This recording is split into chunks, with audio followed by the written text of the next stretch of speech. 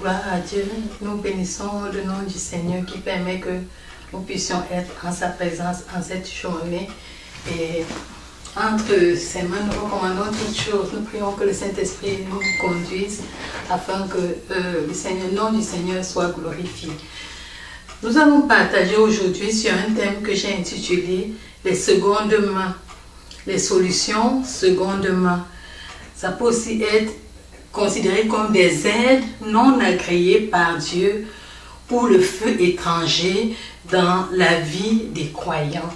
Alors, ces aides-là peuvent être définies comme un ensemble de solutions temporaires qui finissent par empoisonner notre vie. Ça peut être au niveau personnel, au niveau du couple, au niveau du travail, au niveau du ministère, au niveau de la famille ou bien au niveau de l'amitié. Donc, les secondes mains sont considérées certes comme des aides, peuvent nous apporter une solution, mais cette solution à la longue va devenir un problème dans nos vies. Alors pour cela, je me suis inspirée d'un couple classique dans la parole de Dieu, le couple d'Abraham et Sarah. Abraham et Sarah sont considérés vraiment comme le modèle de couple qui ont eu la foi en Dieu et qui sont considérés à notre époque comme un modèle de foi. Mais nous allons nous rendre compte que tout au long de leur vie, il y a eu un moment où ils ont eu à avoir recours à des secondes mains. Et ces secondes mains-là, plus tard, vont être considérées comme un poison dans leur vie. Prends ta Bible avec moi dans le livre de Genèse au chapitre 16. Nous allons lire du verset 1 au verset 6. Il est écrit, Sarai, femme d'Abraham, ne lui avait point donné d'enfant. Elle avait une servante égyptienne nommée Agar. Et Sarah dit à Abraham, voici l'Éternel m'a rendu stérile. Viens, je te prie, vers ma servante, peut-être aurais-je par elle des enfants. Abraham écouta la voix de Sarai.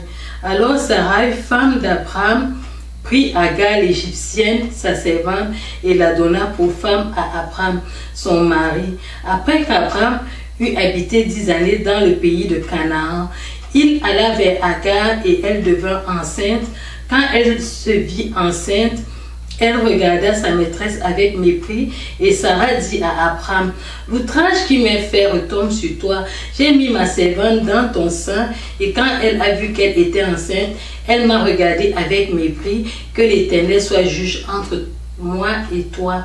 Abraham répondit à Sarai, voici ta servante est en ton pouvoir, agis à son égard comme tu le trouveras bon. Alors Sarai la maltraita et Abraham s'enfuit loin d'elle. Alléluia. Donc voilà l'histoire qui va nous guider tout au long de ce partage. J'aimerais que tu considères ces quelques questions comme des questions qui t'aideront à mieux comprendre. Alors, cette histoire commence comment? Quel est le background du couple de Sarah et d'Abraham? Où est placé Dieu dans ce couple-là, dans le scénario de leur couple? Et qu'est-ce que leur conduite ou bien leur seconde main va engendrer dans leur vie de couple? Qu'est-ce que nous pourrons donc retenir comme leçon de la vie de Sarah et d'Abraham concernant les solutions seconde main? Alors, regardons ensemble qui est Abraham. Nous savons qu'Abraham est considéré comme le pilier de la foi, celui-là qui a eu confiance en Dieu et Dieu le lui a imputé à justice. C'est donc dans ce couple-là, le couple d'un homme pieux, un homme qui entend la voix de Dieu, un homme qui obéit à Dieu, qui quitte son père et sa mère pour aller dans une contrée que Dieu va lui montrer. Il ne connaît pas la contrée et il fait confiance à Dieu. Abraham manifeste par cela la foi en Dieu. Abraham marche par la foi parce qu'il ne connaît même pas la contrée dans laquelle il va aller, il ne l'a jamais visité, mais il fait confiance à Dieu. Abraham, au-delà de la confiance qu'il a envers Dieu, aime sa femme. Il est fidèle à sa femme, il écoute sa femme. Et il pourvoit à tous les besoins de la famille. C'est donc un mari qu'on peut considérer comme un mari dévoué à sa famille. Un mari qui communique avec son épouse, un mari riche, un mari qui amène sa femme dans tous ses voyages. Et voilà l'homme que nous pouvons voir, quelques traits d'Abraham que nous pouvons voir ici, là. Et quelqu'un qui combat aussi, parce que quand nous lisons l'histoire d'Abraham, nous nous rendons compte qu'Abraham a livré des guerres. À côté de lui, Dieu a mis une très belle femme qui s'appelle Sarai. Cette femme est soumise, elle est obéissante à son mari, elle suit son mari partout dans tout ce qu'il fait. C'est une bonne cuisinière parce qu'on sait qu'elle avait préparé de la nourriture aux anges. Ils ont mangé, ils ont apprécié. C'est une bonne ménagère parce qu'elle prend bien soin de la maison. C'est une femme réaliste, c'est une femme pragmatique. C'est une femme qui trouve des solutions dans la maison et qui va me trouver une solution dans sa vie de couple. Mais c'est une femme qui a du respect pour son mari, parce que cette femme appelle son mari mon Seigneur.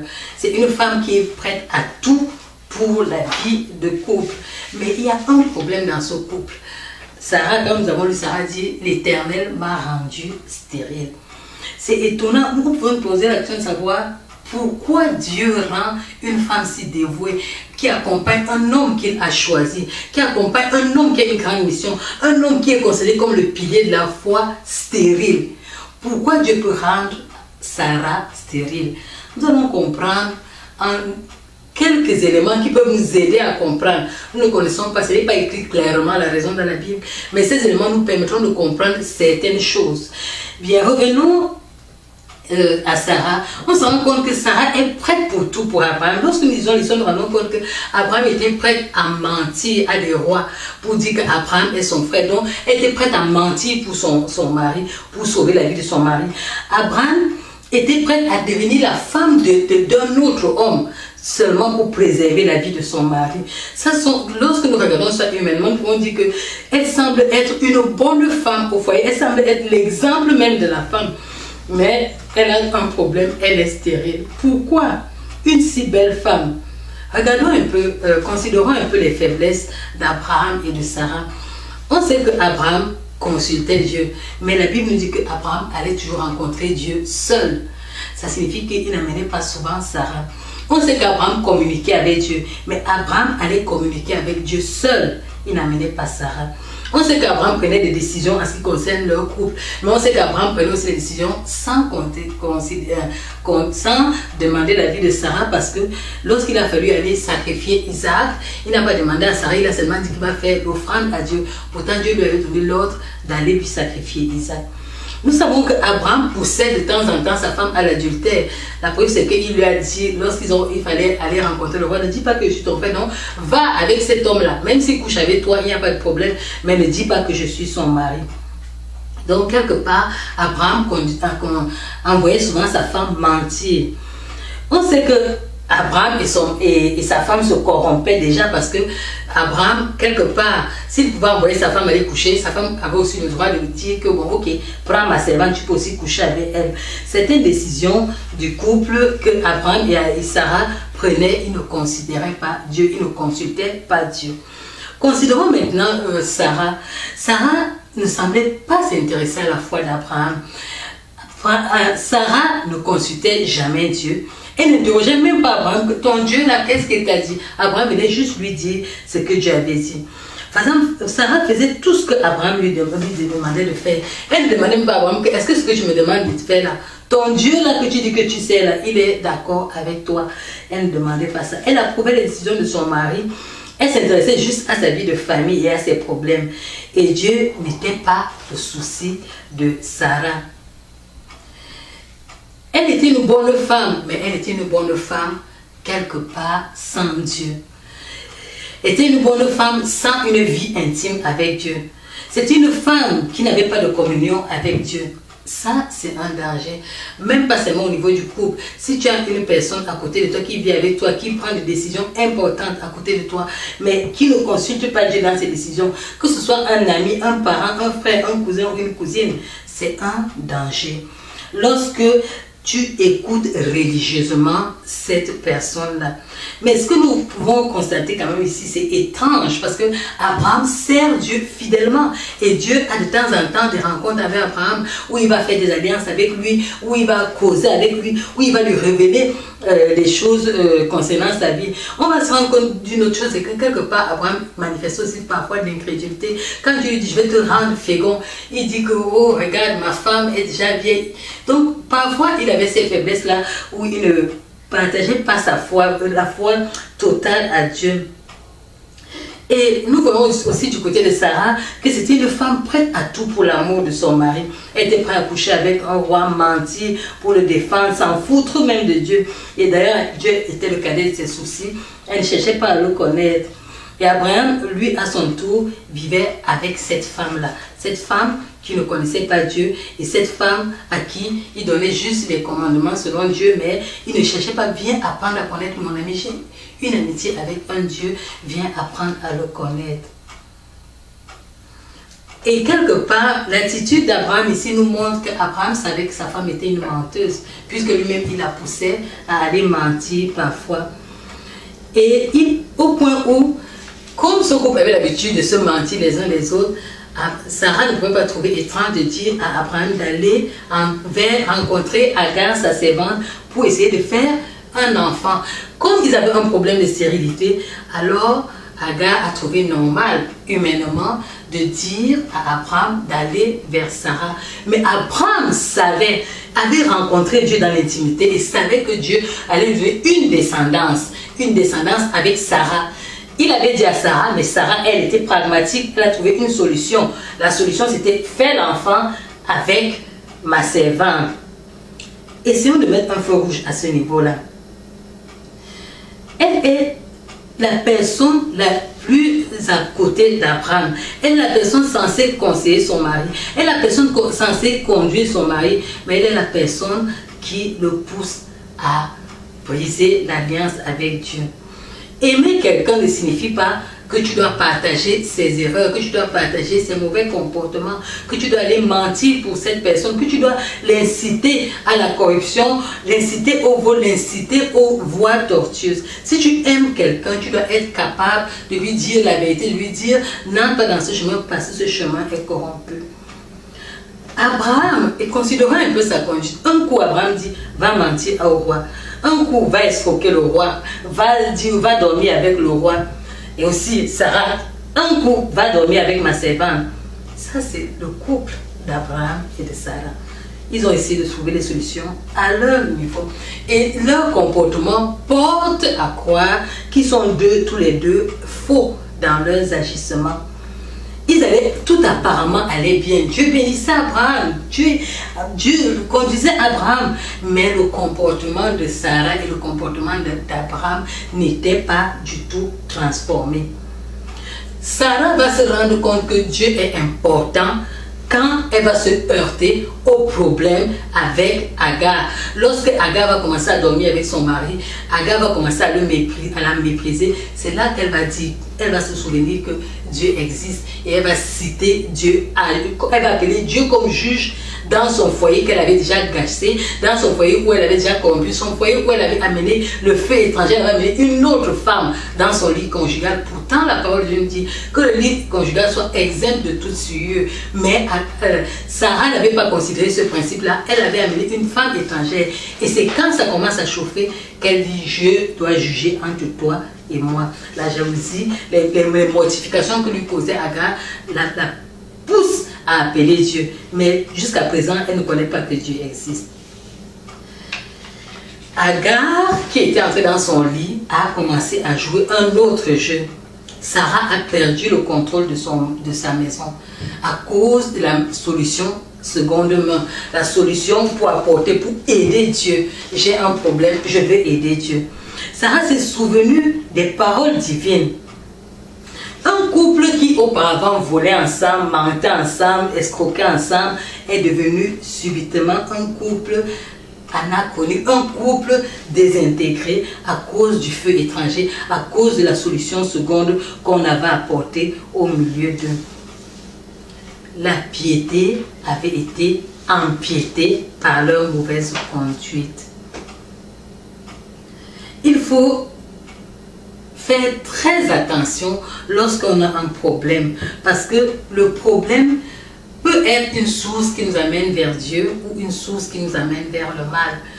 La solution peut nous apporter juste du plaisir pour le moment. Abraham avait un enfant, mais plus tard peut être un danger parce que Abraham va se retrouver confronté à une autre réalité, la réalité du monde du second choix, du second hand.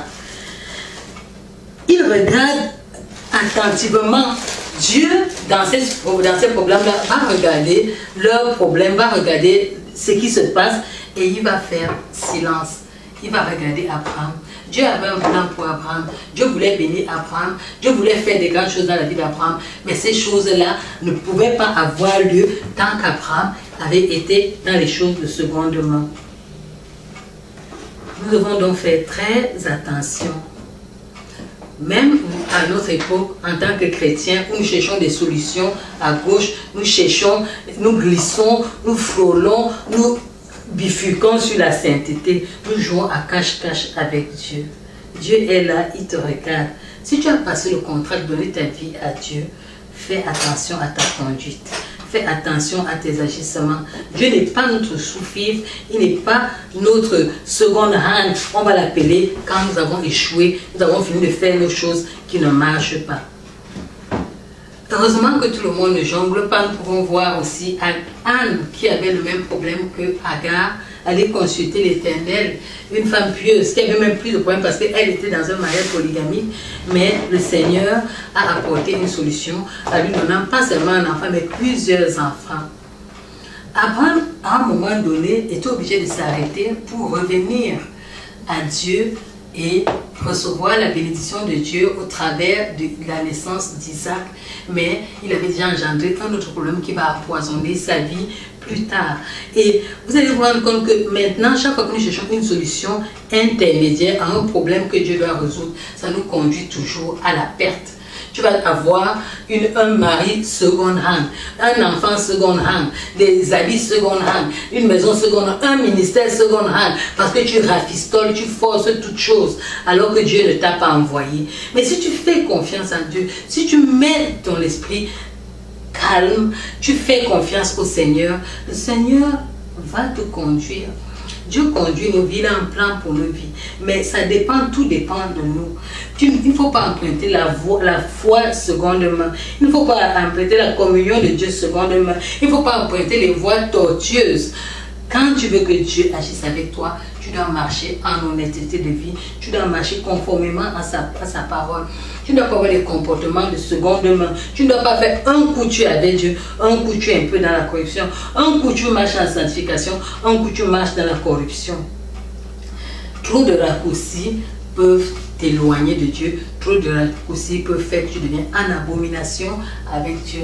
Nous voyons actuellement les islamistes, le péché d'Abraham jusqu'à présent, ce péché-là poursuit à créer une inimitié entre la descendance d'Isaac et la descendance d'Ismaël à cause du manque de patience, à cause de la petite corruption.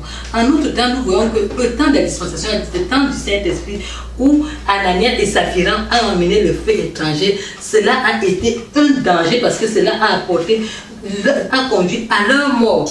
Au temps d'Abraham, c'est vrai, on va dire que c'était pardonné, ça a évolué, ça a essayé de se respirer, mais en ce temps-ci, avec le Saint-Esprit, on ne doit pas s'amuser. Ce que j'essaie de te dire au travers de ce partage, c'est fais attention. Ne cherche pas des solutions seconde rang dans ta vie.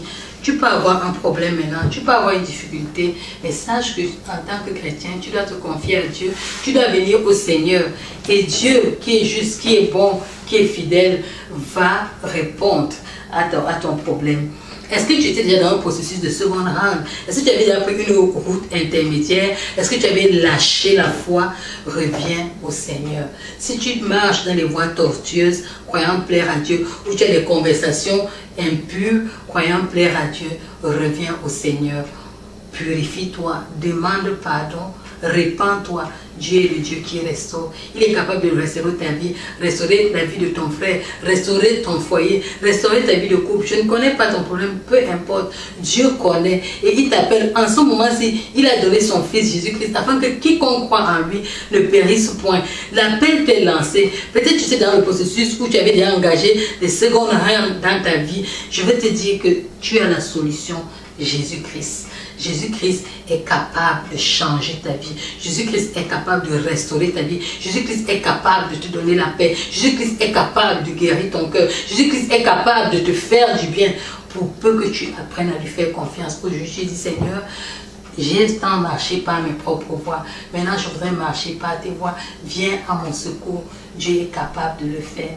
Voilà l'appel que je te lance au travers de ce message sur les secondes mains.